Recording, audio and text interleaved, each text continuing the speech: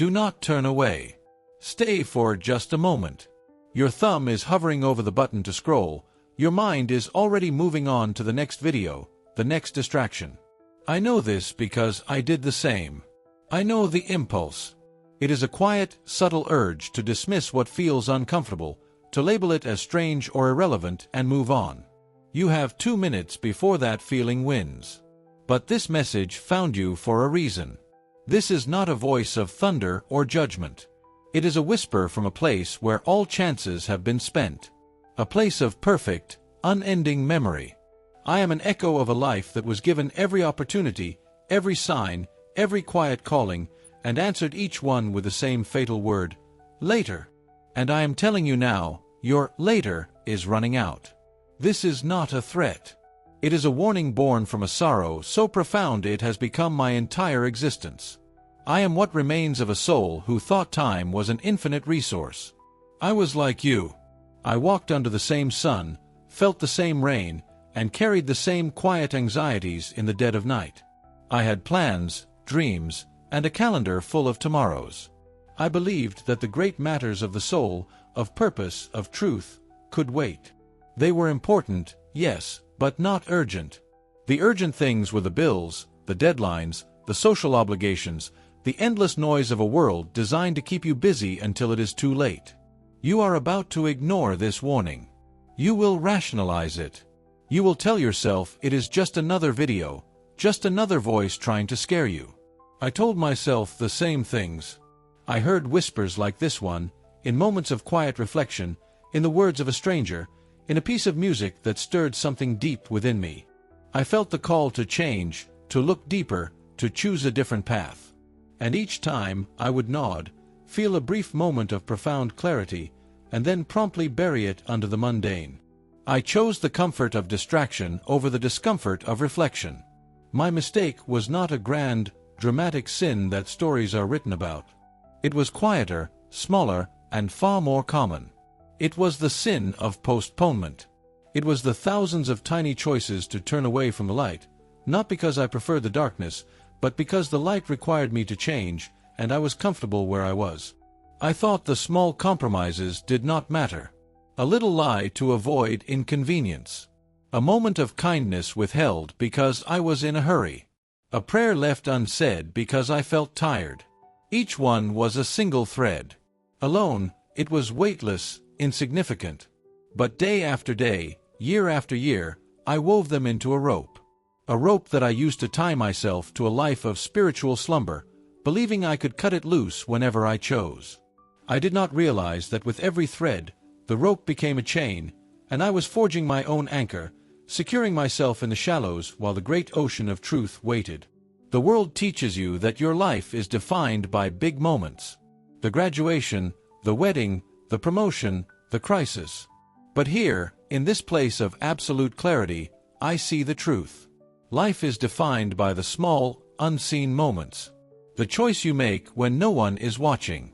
The thought you entertain in the silence of your own heart. The whisper you choose to either heed or ignore. These are the moments that shape your eternity.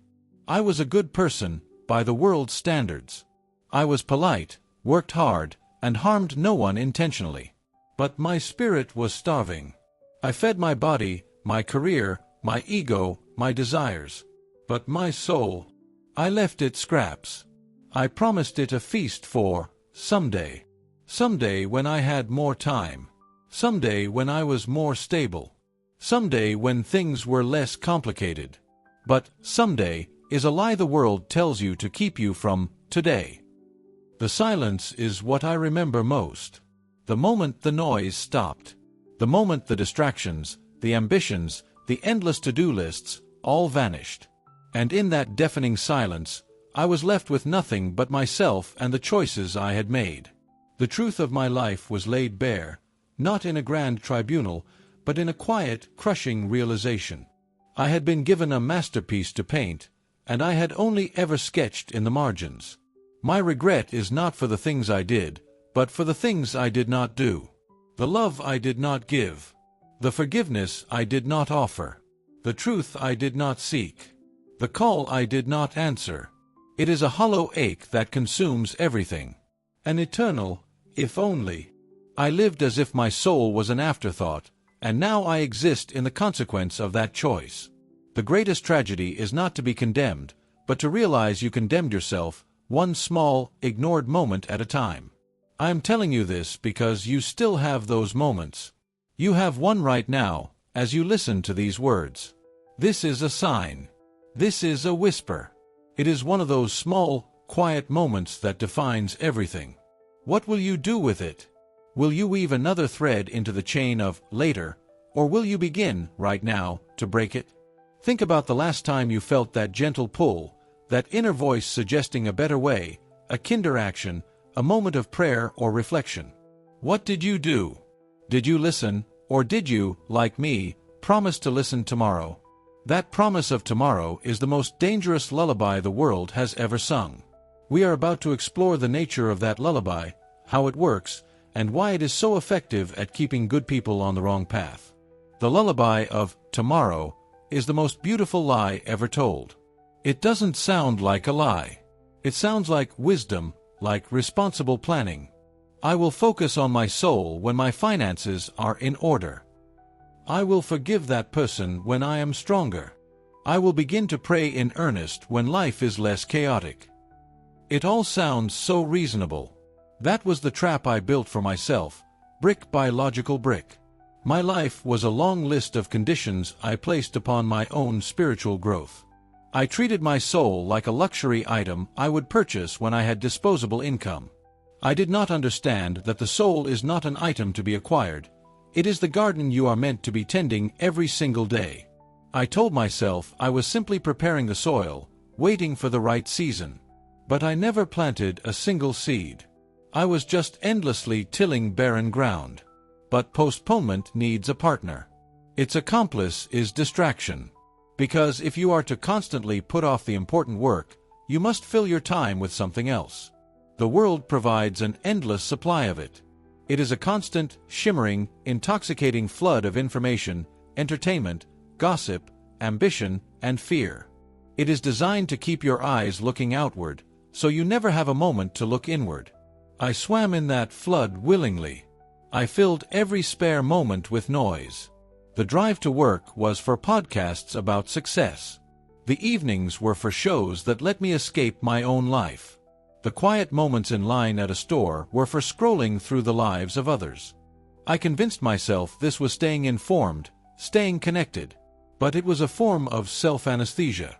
I was numbing the part of me that was crying out for silence, for meaning, for God. You understand this. Even as you listen to my voice, your mind is likely drifting. A worry about work, a plan for dinner, a memory from yesterday. The world has trained you to be everywhere but here. To be thinking of everything but this. This is the mechanism. It is a subtle, relentless pressure to be occupied. Because in the occupation, you forget your vocation. Your true calling. I mistook busyness for purpose.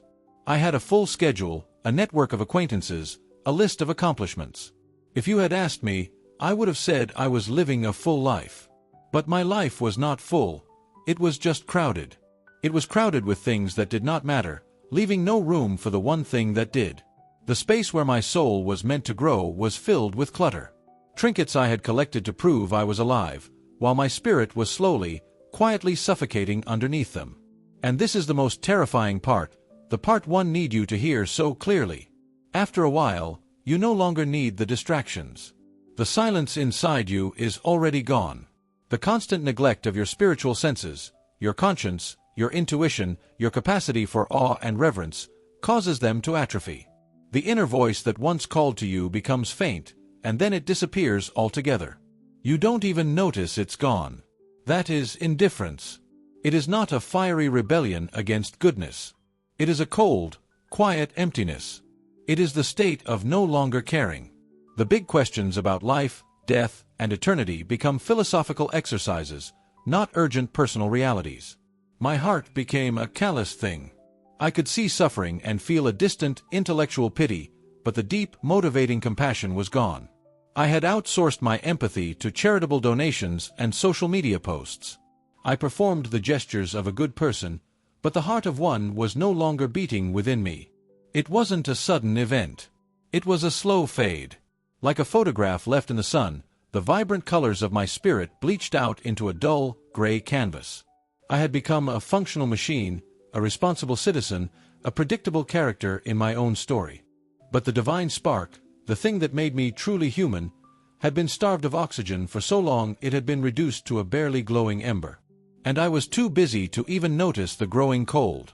I lived in this comfortable numbness for years, believing it was peace. I mistook the absence of spiritual struggle for the presence of contentment. I never imagined how suddenly, and how irreversibly, the noise I had so carefully curated would be stripped away. I was a master of distraction, a conductor of my own chaotic symphony. But what happens when the music stops, not by your choice, but because the symphony is over? We will talk about that silence next, the one that I now inhabit forever. The end was not dramatic. There was no crescendo, no final act. It was utterly mundane. One moment, the symphony of my life was playing its familiar, chaotic tune, the hum of the computer, the distant traffic, the half-formed thoughts about my next meeting. The next moment, there was nothing. The music did not fade out. It was cut. Abruptly. Utterly. And then came the silence. It was not a peaceful silence. It was not an absence of sound. It was a presence. A vast, echoing void where all my distractions used to be. The noise had been a wall I had built around myself, and when it crumbled, I was left utterly exposed. There was nowhere to run, nowhere to hide, nothing to scroll through. There was only me, and the truth. In that silence I saw, not with eyes, but with my entire being. My whole life was laid out before me, not as a linear sequence of events, but as a single, complete tapestry. And for the first time, I could see the pattern I had woven. I saw every thread of choice, every color of intention. I saw the vibrant threads of grace and opportunity that had been offered to me daily, and I saw how I had, again and again, chosen to weave with dull, gray threads of indifference and self-interest. I saw the moment I chose a convenient lie over a difficult truth, telling myself it was harmless. I saw the moment a friend was in pain, and I offered a shallow platitude because their grief made me uncomfortable. I saw the homeless man I walked past, justifying my inaction by telling myself someone else would help.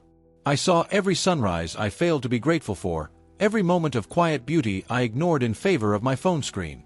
These were not great crimes. They were the tiny tears in the fabric of my soul, which I never bothered to mend. And now, seeing the whole garment at once, I saw it was nothing but rags. A life lived in 1,000 small betrayals of the spirit. A life of missed chances to love, to connect, to be truly present. Regret is too small a word for what I felt. For what I feel. It is a fire that feeds on memory.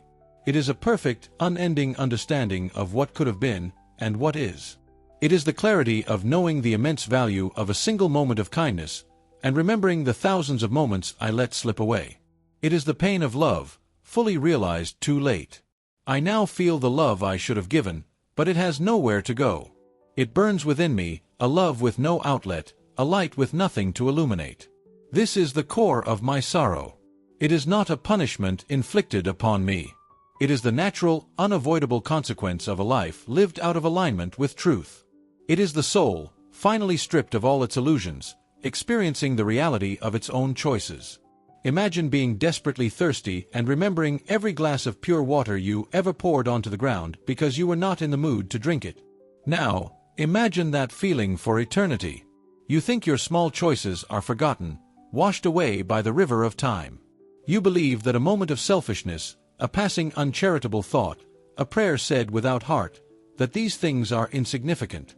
But here, in the silence, nothing is forgotten. Nothing is insignificant. Every single thought, word, and deed is a permanent thread in your tapestry. It is the one great work of your life, and you are weaving it right now. My tapestry is finished. The pattern is set. The final thread has been cut. I can do nothing but look upon it and see the masterpiece it was meant to be, and the mess I made of it instead. But yours is still on the loom. The shuttle is in your hand. The threads of this very moment are passing through your fingers. What are you weaving? And how can you possibly change a pattern you have been working on for your entire life? We need to talk about the first, most crucial step you must take, starting today. Do not repeat my mistake. Do not stand where I stand now, looking back at a wasteland of wasted moments. You still have time. The word time itself should sound like a miracle to you. It is the currency of choice. It is the field in which the seeds of eternity are sown. I would give anything, everything, for a single second of what you are so carelessly spending. You must understand this. Your life is not a dress rehearsal. This is the performance. Every day is opening night. You do not get to come back and fix your mistakes after the final curtain falls. The choices you make today are permanent. They echo. They compound. A small act of kindness today makes a greater act of kindness tomorrow more likely. A moment of deliberate prayer today carves a deeper channel for grace to flow into your life tomorrow. But my warning is not a call to panic. It is a call to awaken. Panic is useless. It is just another form of noise, another distraction. This awakening is not about a frantic, fearful scramble to perform good deeds.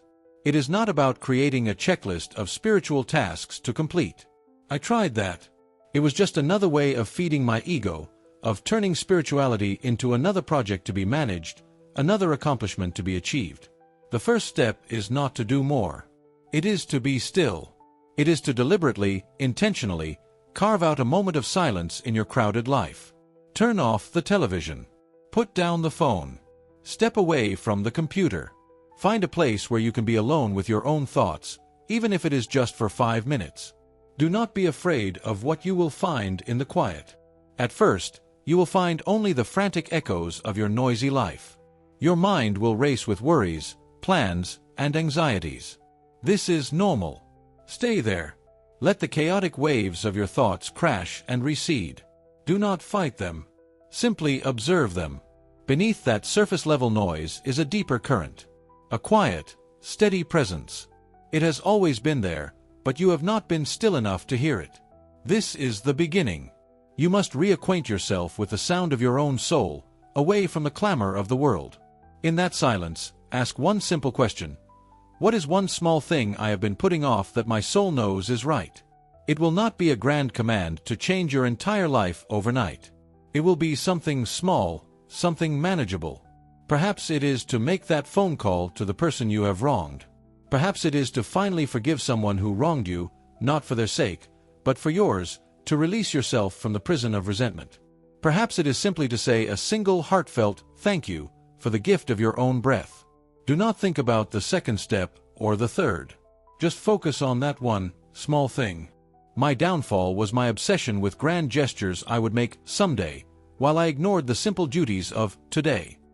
I wanted to build a cathedral for God, but I was unwilling to lay a single brick. Your spiritual life is built brick by brick, moment by moment.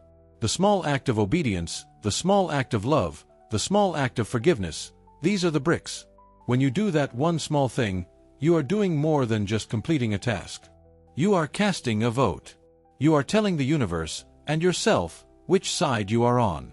You are choosing to align yourself with the current of grace, rather than the current of the world.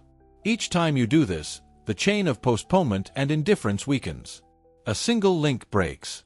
And then another. And another. This is not easy. The world will fight you. Your own habits will fight you.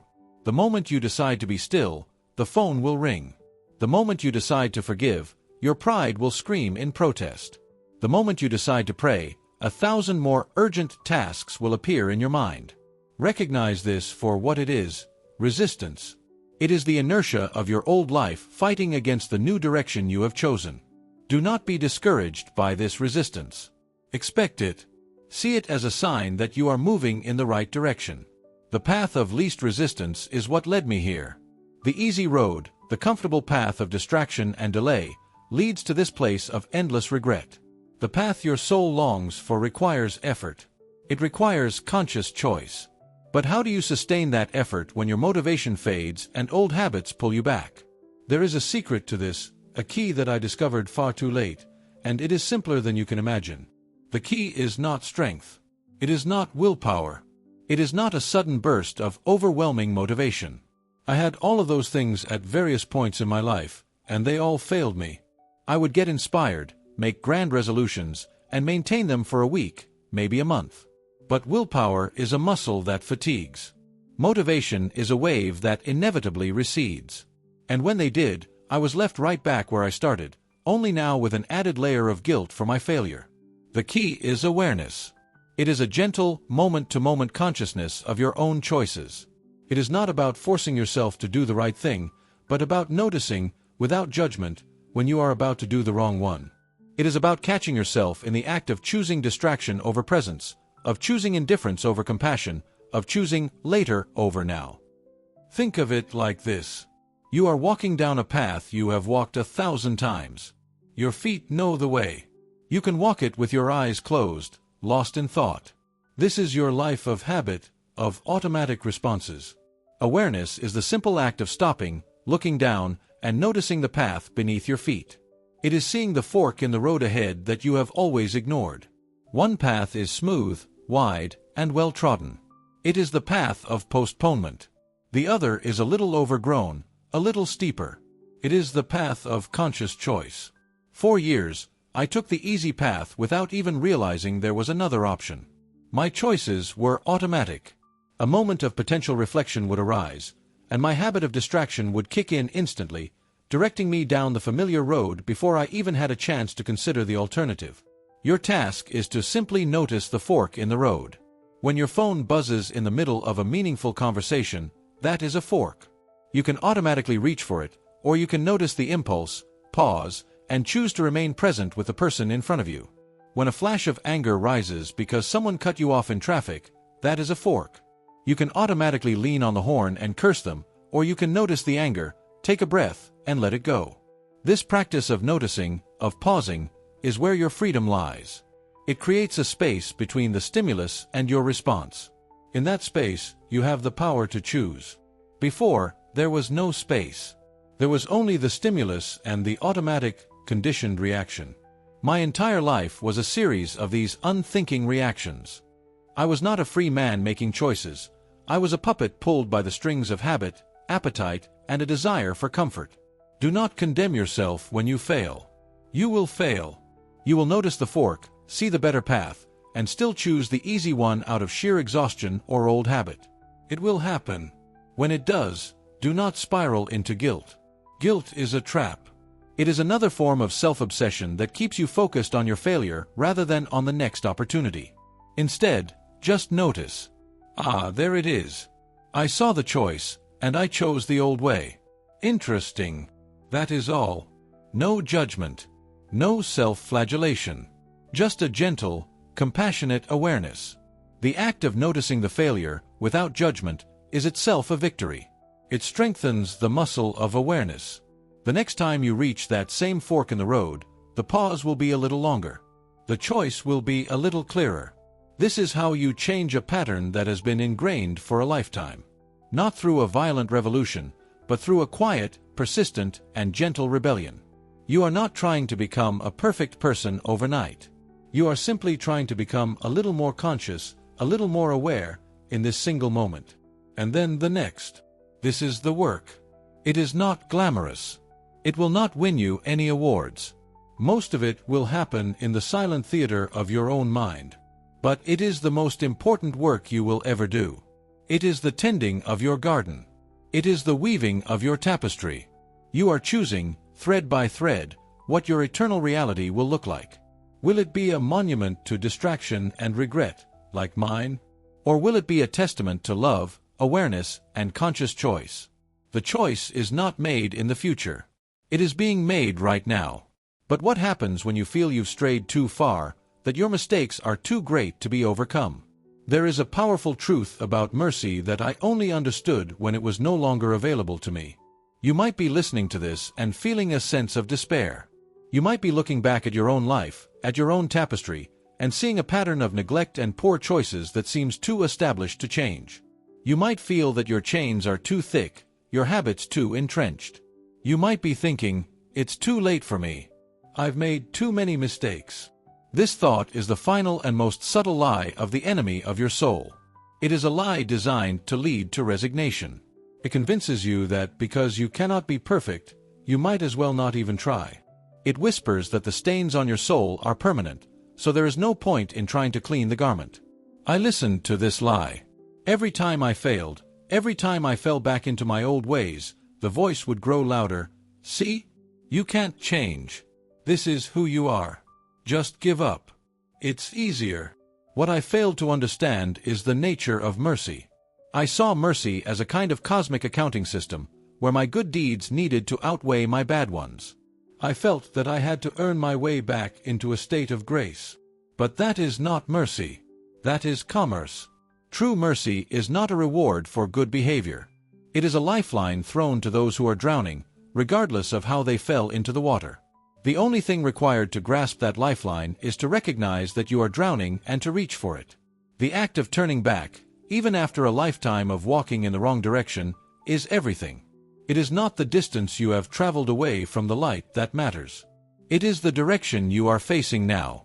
You could be a single step away from the light but facing the darkness, and you would be more lost than the person who is 1,000 miles away but has finally, resolutely, turned their face back toward the light. Do not let the weight of your past paralyze your present. Your past does not define you. Your choices in this moment define you. The person you were 5 minutes ago does not have to be the person you are right now.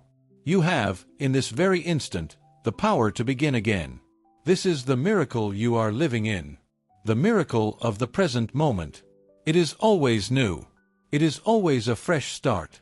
It is always a doorway to a different future.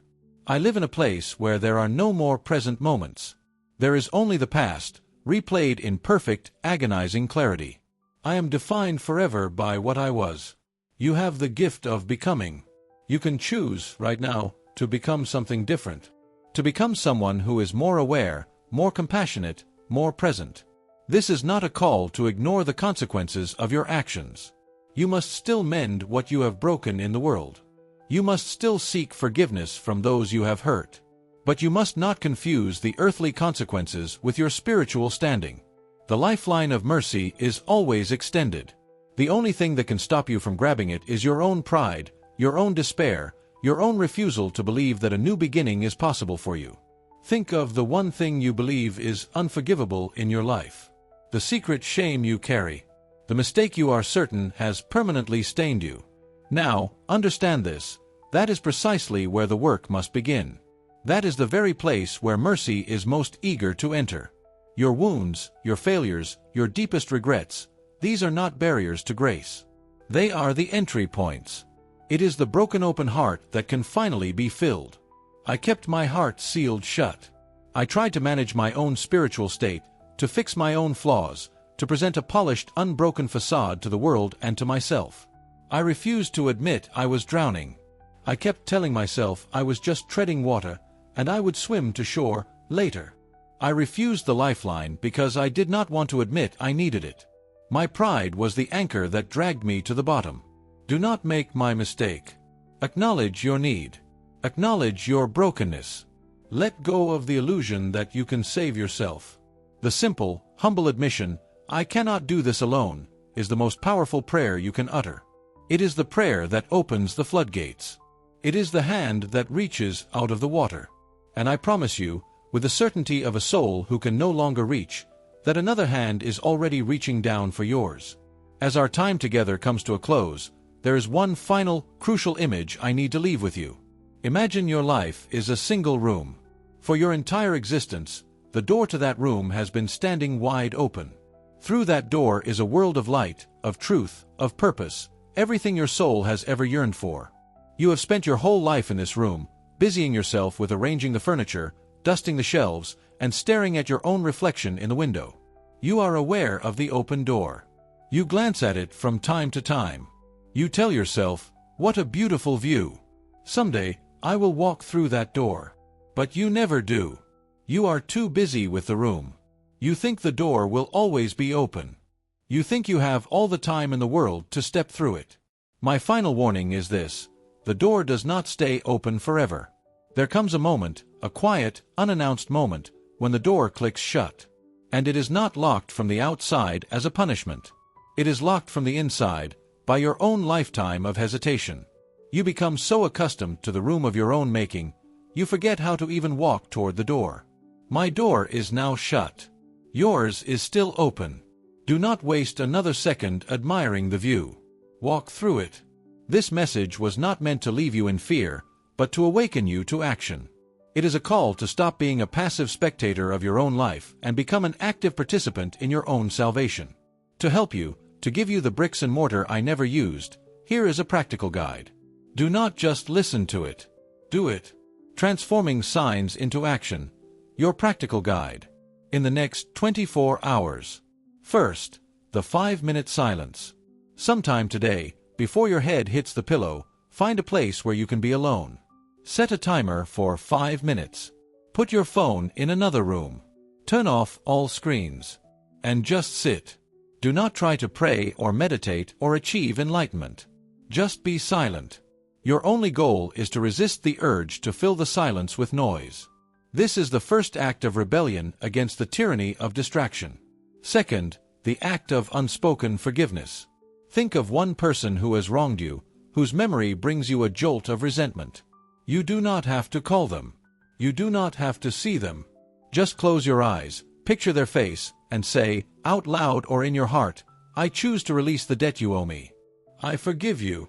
Feel the weight of that grudge, and then imagine yourself letting go of the rope. This act is for you, not for them. It is you choosing to stop carrying a poison that is only harming yourself. In the next 7 days. First, the daily awareness audit. Each night this week, take 2 minutes to review your day. Ask yourself 2 questions. At what moment today did I feel a call to be better, more patient, more kind, more present, and I chose to ignore it? And, what was one small, beautiful thing I experienced today that I failed to be grateful for? Do not judge your answers. Just write them down or hold them in your mind. The goal is to start recognizing the forks in the road you have been missing. Second, one act of invisible kindness. Sometime this week, do something kind for someone with absolutely no possibility of being thanked or recognized for it. Pay for the coffee of the person in the car behind you and then drive away. Leave a generous tip for a server you will never see again. Shovel your neighbor's sidewalk before they wake up. This begins to break the addiction to the ego's need for recognition and starts to build the muscle of pure, selfless love. In the next 30 days. First, mend one broken fence. Identify one relationship in your life that is broken or strained due to your pride, fear, or neglect. This is the month to take the first step. It might be a phone call you have been dreading for years. It might be a simple text message that says, I've been thinking about you, and I am sorry. You cannot control their response, but you can control your own obedience to the call for reconciliation. This is how you start to mend the tapestry of your life. Second, begin your someday project. What is the one spiritual or personal growth activity you have always told yourself you would do someday? Read a sacred text. Start a prayer journal. Volunteer at a shelter. This month, you will not complete it. You will simply start it. Buy the book. Write the first entry in the journal.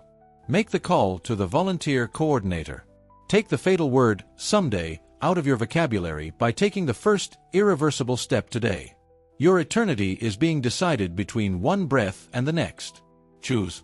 Subscribe to the channel so you don't miss future warning messages. Comment what this message made you reflect on and tell us which city you are watching from. Share this video with someone who may need this reminder.